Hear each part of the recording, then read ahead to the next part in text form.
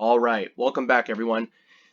So our model has finished training. Google has sent me an email, and if I go back to our dashboard, or ultimately our data set here on the side, we'll see our status has been trained successfully.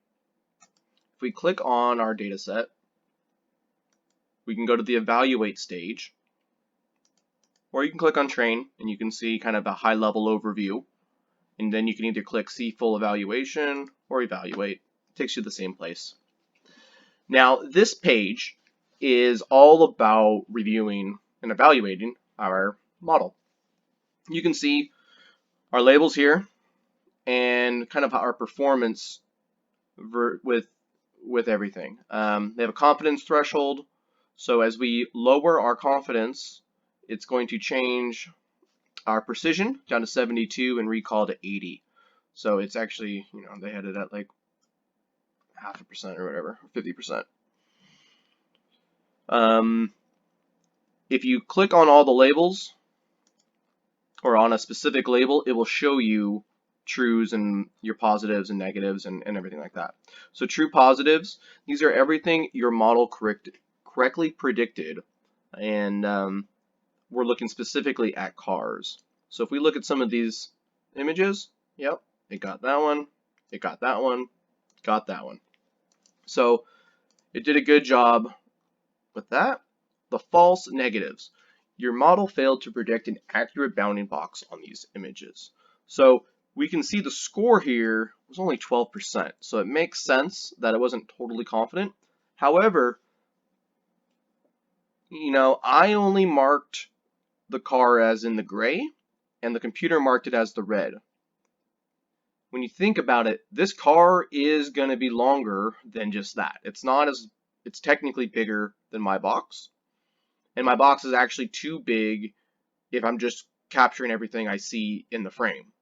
So I would say this is a bad image, and I need to either relabel it or just think about how it's going to affect my data set. But really, a false negative on this car, I don't know if I agree with that. Now, false positives, let's go back real quick, sorry. Evaluate, car, false positives. Your model incorrectly predicted a bounding box on these images.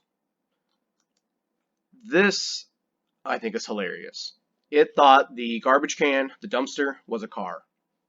That is obviously incorrect and would be good with a little bit more data. I think it would do great. I think it makes sense that it thinks it's a car.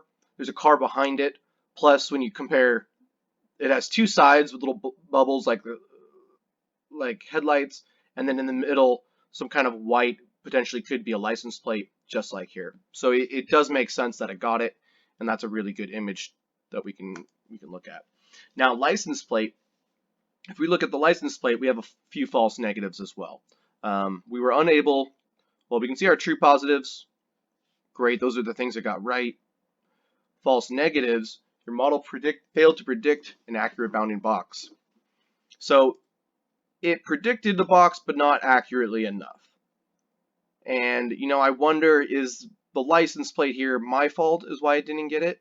It kind of got it.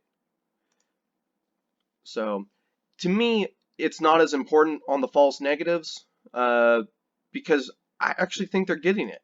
Like all of these, this one it didn't. Straight up, no idea, didn't get this one over here.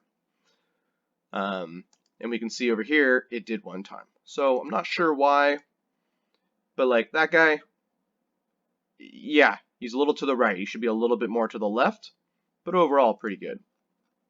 No false positives, excellent.